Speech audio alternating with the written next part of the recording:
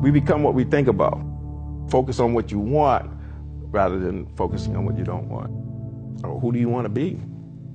You know, why are you here on this planet? You live according to the principles of love, compassion, you know, appreciative joy, you know, celebrating other people's successes, but how do you overcome hatred and confusion and just having a good heart?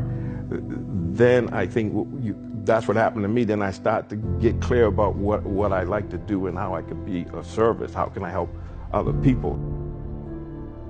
That we were wired for success, but it's how we relate to our experience that determines whether we're chipping away or we're, you know, kind of burying that sense of wholeness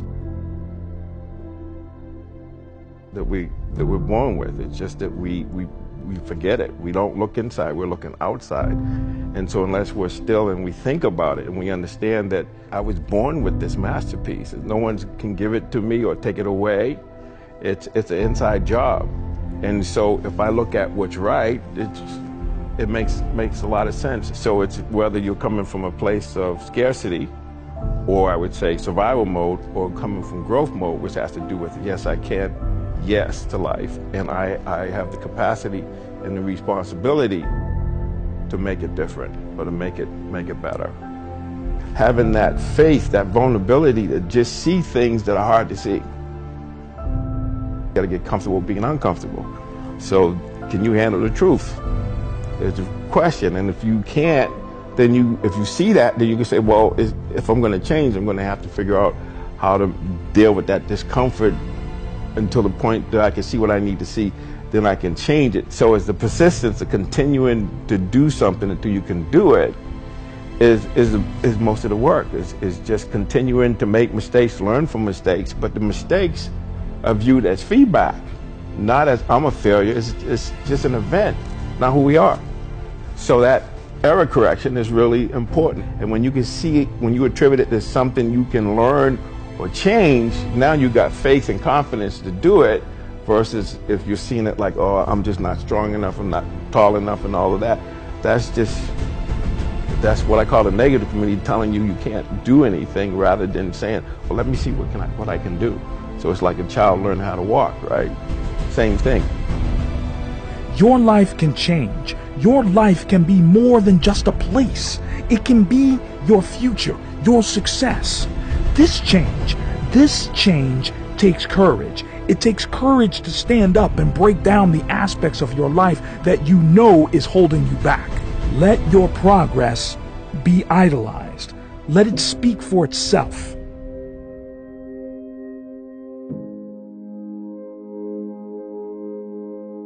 Average becomes sort of like this slow asphyxiation. It's almost like an anesthetic. And that over time we become kind of immune and dulled to the average that we're becoming. I know this is true, at least for me. You probably experience it yourself too. And so over time we sort of minimize where we're at. In other words, I'm a little pudgy instead of being, no, you're a fat ass, right? You don't magnify the degree to which the pain ought to be affecting you. And so really what he means in that is, listen, you're going to get out of your life what you'll accept. That's really difficult for people, I think, to understand is, look, what you think you're worth and what you're going to tolerate is absolutely what you're going to bring into your life and what the outward part of your life is going to look like. And so I live by that. Like, I let myself sort of feel the pain and the difficulty of being not where I want to be in whatever that area is, whether it's my spirituality, my relationships, my money. I let myself feel that pain because, as you know, there's two motivators, right? There's the gaining of pleasure, right? Wanting to go get something, chasing the dream. But then there's the avoidance of pain. And for a lot of champions, that's a pretty big driving force for them. And so at least for me, I leverage both of those things on me to get myself to take action. One of the reasons I'm relatively fit is not just peak state. I have an uncle in my family that died at 50 years old of a heart attack. He's my godfather, my dad's only brother. I kind of resembled him. And I look like him a lot. So on the way back from his funeral, my reticular activator's on heart attacks. On the TV screen on the airplane, I'm listening to music, is the Oprah Winfrey Show. She's going through a new heart scan. I've unplugged my headphones, plug it into the airplane one. I scheduled it. I went in. I had a world-class doctor who understood reasons and levers instead of just prescribing. When we coach people, you need to do this, you need to do this. The doctors do it. Take this pill, take this. He understood leverage and reasons. What you do is you take the scan, then you go to lunch, you come back. I took the scan, I went to lunch, I had a burrito. I came back and I'm in the when I walk in, I sit down, the doctor comes up and he says, "Oh my, I can't believe these arteries are in that young body." Got my attention. We walk back in, we sit down. He could still go, "You need Crestor, eat clean, get out of here." Isn't that what an average doctor does, right? No, wired me with huge reasons. He goes, "Let me ask you a question. I heard your wife's pregnant. I said, "Yeah, I have a son." And he says, "Do you want to be there when he graduates from high school?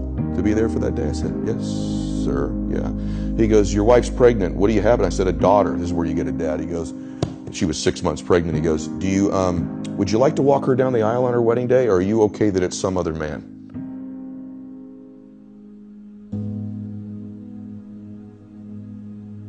I went, "What the fuck is on this scan?" Right? Like, and he goes, "I want to be very clear with you. If you keep going down the road you're going, there'll be some other man with your son at graduation high school, and a stranger's walking your daughter down the aisle that's not even born yet on her wedding day." And I went, boom. And he goes, "But if you do exactly what I tell you to do, you'll be there." And so to this day, brother, there are mornings when I wake up, not every morning, I don't want to go to the gym. I go, "Bella's wedding, Bella's wedding, Bella's wedding." So my standards are high because of my big old reasons. Other dudes may miss the gym that day because they're not going to miss their daughter's wedding if they don't go. But I've convinced myself I will. I get emotional.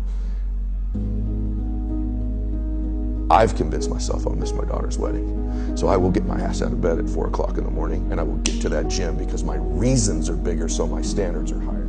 So that's what I think causes us to have great standards, is huge reasons.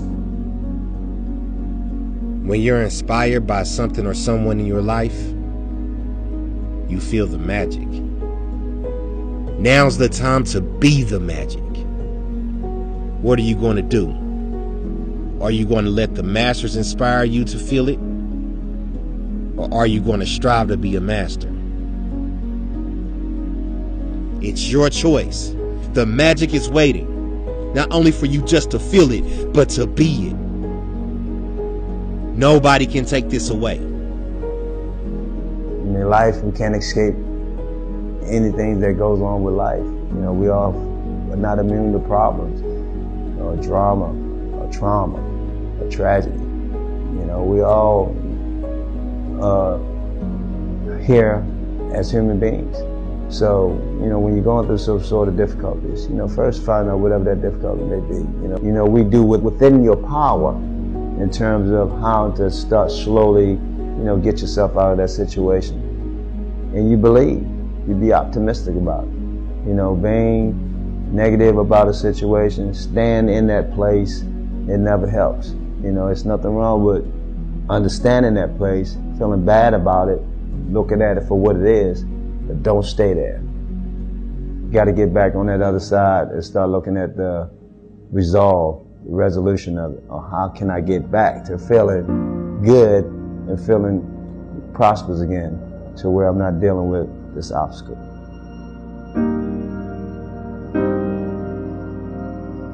Words are very powerful, very powerful. So the thing is about getting within yourself and understanding who you are to kind of, you know, ward off those negative comments that's coming toward you. Adversity always prepare you. You know, you have to go through those things in order to see the light at the light at the end of the tunnel. You know, I don't think anything is going to just be like this throughout your life. You know, you have to go through that difficult, overcome obstacle, you know, because it's a testament of your character, of who you are and how you're able to deal with certain things in order to get yourself back on that playing field. Everything happened for a reason. No regrets. All the negative things that happened, I'm thankful for it because hopefully I learned from those situations. And all the positive things, I'm humbly grateful that those were able to take place and still striving to be the best I can be. And, you know, going forward, hopefully I can encourage some kids to be the best they can be. You know, anything is possible. Positive thinking is also translated to that. You know, so, you know, when you have something that's positive out there, you can be, you know, the best you can be. You know, when you're negative out there, I mean, you could bring down the worst person. You know, misery loves company. You know, misery loves company. So we're not Debbie Downers. We're more uplifters. You know, we always, no matter what the situation is, we're going to try to look for the outcome, the better of that situation, you know. If we can't find a resolution to get out of it, you know, we're going to keep on searching to continue to try to find a resolution to get out of it, because that's what you do. You know, that's how you get to the bottom of it. That's how you get to the facts and the answer.